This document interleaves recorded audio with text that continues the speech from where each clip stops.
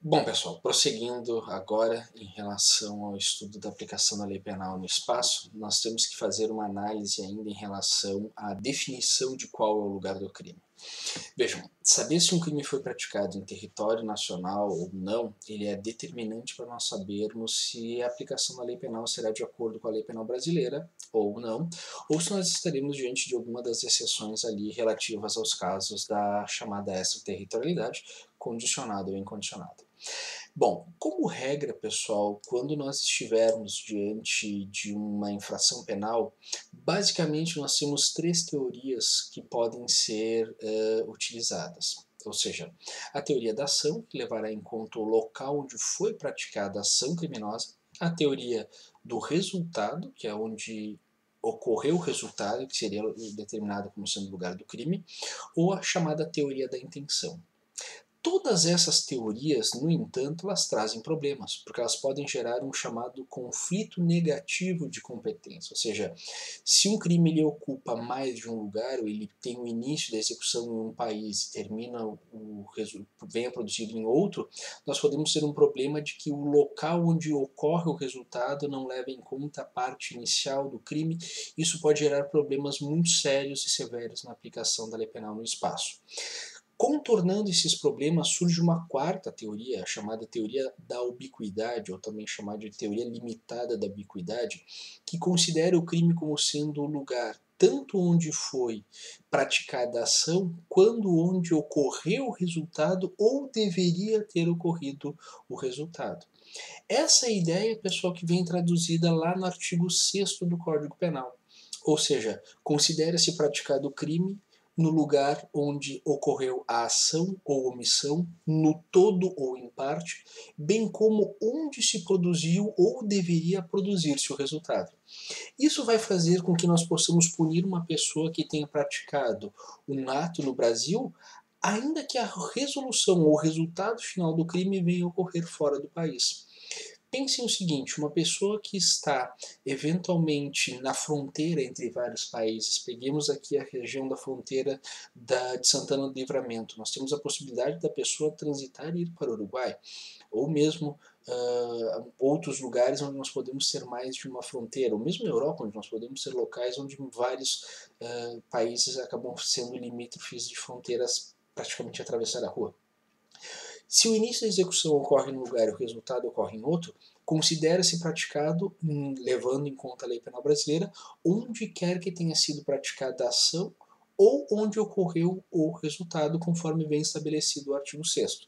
Portanto, o Código Penal brasileiro adota de forma categoricamente no artigo 6º do Código Penal a chamada teoria limitada da ubiquidade. Isso quer dizer, como eu disse para vocês, que o lugar do crime tanto pode ser o lugar da ação quanto o local onde tenha ocorrido ou mesmo deveria ter ocorrido o resultado.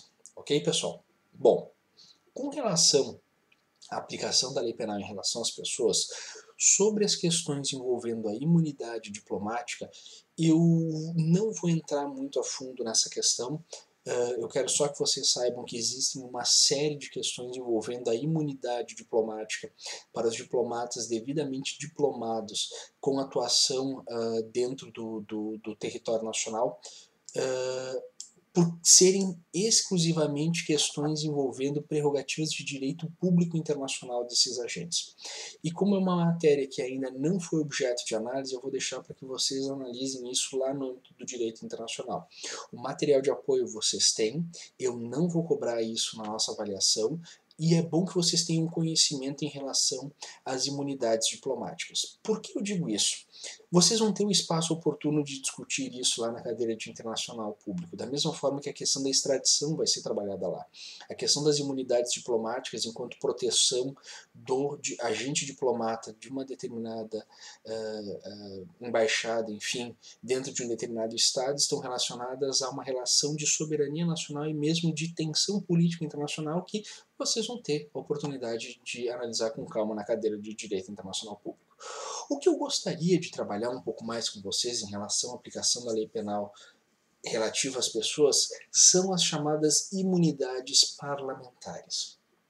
Porque essas aqui, pessoal, é importante que a gente não confunda imunidade parlamentar com impunidade parlamentar ou mesmo a chamada prerrogativa de função. Prerrogativa de função é uma regra de processo que leva em conta a competência para processar e julgar uma determinada infração penal. E o que nós estamos levando em conta aqui é a imunidade parlamentar, que são garantias para o exercício do cargo público que o parlamentar possui. E a partir daí nós vamos ter basicamente dois grupos de imunidades, a chamada imunidade material e a imunidade formal. Com relação à imunidade material, que é o foco da nossa atuação aqui, do nosso estudo nesse primeiro momento do direito penal, nós temos basicamente o quê?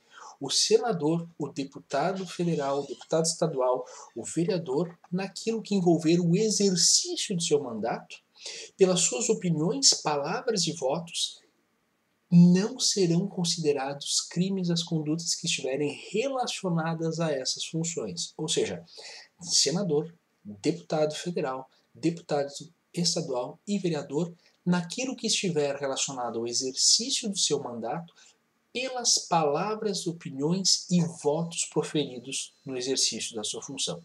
Isso vem estabelecido lá na Constituição, é uma matéria de ordem constitucional e considera que o deputado, senador, deputado federal, estadual e vereador não cometem crimes. Então, se num debate acalorado, numa discussão política, durante a votação, existir algum momento de tensionamento, nós não teremos aqui caracterizado o crime, porque é justamente do debate político, da tensão política que demandam determinadas questões, não se poderia ter o reconhecimento da prática do crime. Isso seria uma imunidade, uma situação e uma prerrogativa da função ocupada pelo sujeito para garantir o melhor exercício da sua função. Nesse ponto, a imunidade material, é importante que se diga, ela não pode ser renunciada pelo parlamentar, mas apenas afastada pelo próprio parlamento, porque é uma função relativa ao sujeito que ocupa o cargo. Por isso que nós temos muitas vezes a questão envolvendo quebra de decoro parlamentar, algumas questões relacionadas ao âmbito político que podem estar relacionadas com as imunidades materiais pelas palavras, votos e opiniões proferidas no exercício da sua função. Muito importante que a gente analise aqui, pessoal, é a necessidade de identificação de um nexo funcional, ou seja, o fato praticado pelo parlamentar tem que estar relacionado com o exercício das suas funções.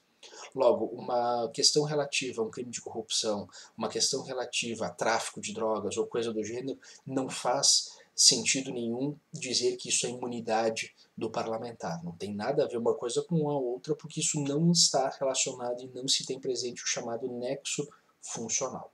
Ok?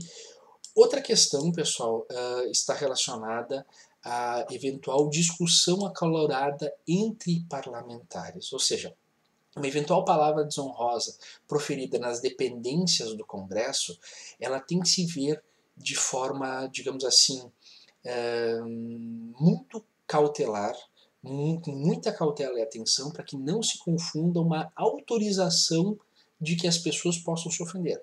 Agora, dentro das dependências do Congresso, um parlamentar entrar em atrito e discussão verbal com outro, presume-se a existência de um nexo funcional, porque ela está sendo proferida nas dependências do Congresso Nacional. Por esse motivo, vai existir uma sanção disciplinar dentro do Congresso, dentro do Parlamento, pela quebra do decoro parlamentar quando existir alguma ofensa proferida contra algum colega em razão das, enfim, posições políticas ou mesmo questões que venham a ser levantadas nesse momento. Não preciso dizer para vocês que o Brasil tem passado por muitos episódios bastante pitorescos em relação aos seus representantes e sim, muitas vezes nós vemos os nossos parlamentares em discussões perdendo o foco daquilo que realmente deveria ser o seu objetivo e muitas vezes acabando a trocar ofensas, trocando críticas que transcendem o âmbito da política e passam a ser críticas pessoais e ofensivas, tanto de questões verbais como questões envolvendo vias de fato.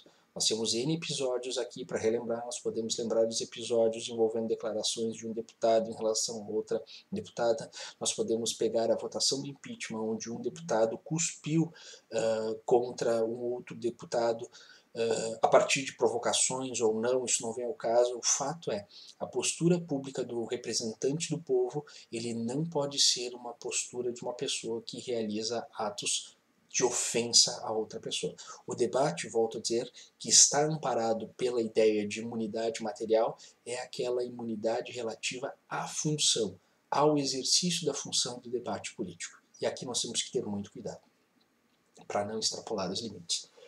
Ainda, pessoal, em relação à imunidade, nós temos a questão relativa à imunidade formal ou relativa, que é a questão envolvendo ao processamento de uma ação penal. Ou seja, a imunidade material diz respeito ao cometimento de um crime. A imunidade formal ou relativa diz respeito ao processamento de uma infração penal. Então vejam, pelas palavras e votos, o parlamentar não pratica crime. Se porventura ele pratica um crime, aí nós temos a imunidade formal ou relativa, que são justamente questões processuais que devem ser observadas para dar andamento a um processo criminal ou mesmo a determinação de uma prisão. Não preciso falar para vocês que também neste ponto nós tivemos nos últimos anos, por força muito também da Operação Lava Jato, muitas questões que colocaram em xeque isso.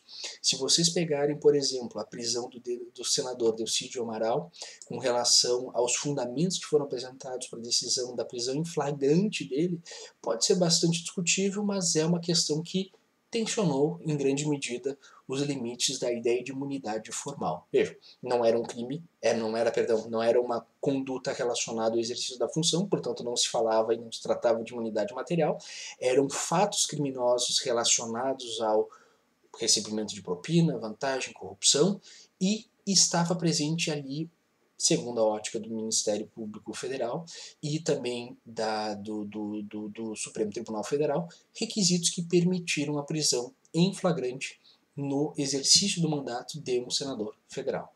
Isso é uma questão, pessoal, que também não é o nosso objetivo aqui esgotar. Tem muita discussão para ser feita no âmbito do direito constitucional, no âmbito do processo penal, e isso é importante que a gente tenha bem claro que aqui são apenas noções introdutórias que estão sendo debatidas. Importante também, pessoal, em relação à imunidade formal relativa, é que ela não envolve vereadores.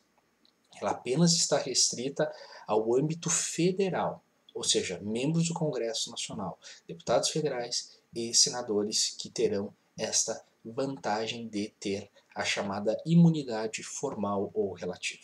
Ok, pessoal? Já os deputados estaduais, eles têm previstas, na maioria das vezes, no âmbito das constituições estaduais, essa prerrogativa, o que acaba colocando a discussão no âmbito da constitucionalidade dessas definições constitucionais das constituições estaduais, o que tem sido bastante admitido pelo próprio Supremo Tribunal Federal. E, por fim, pessoal, a questão envolvendo o presidente da República, que também nós tivemos recentemente muita discussão em relação às imunidades envolvendo o presidente da República. Por quê? Pela Constituição Federal, o presidente da República ele tem um regime criminal especial, tanto em relação à admissibilidade da denúncia, e aí nós podemos lembrar agora recentemente os episódios envolvendo as denúncias contra o então presidente à época, Michel Temer, envolvendo uma atividade do próprio Procurador-Geral da República, o Rodrigo Janot, fatiando a denúncia em várias para justamente provocar uma constante manifestação por parte da Câmara dos Deputados, que deveria admitir a acusação por 2/3 dos seus membros, para caso admitida uma denúncia ali envolvendo crimes de responsabilidade ou crimes ditos comuns, que não são crimes de responsabilidade, a serem julgados pelo Supremo Tribunal Federal. Mas vejam, o presidente da República ele tem um regime próprio que está relacionado a crimes de responsabilidade e aos chamados crimes comuns, que também tem um regulamento próprio estabelecido na Constituição, que são, na verdade, não benefícios, mas proteções do cargo que a pessoa eventualmente está ocupando. Tá, pessoal? De forma muito geral, em relação às pessoas, seriam essas as observações que eu gostaria de colocar para vocês. Volto a repetir o que eu venho dito em todos os vídeos, pessoal. Coloquem as dúvidas no nosso fórum permanente, façam questionamentos. Espero que o material esteja do agrado de vocês e nos vemos em breve, tá, pessoal? Grande abraço para vocês, até mais, tchau, tchau.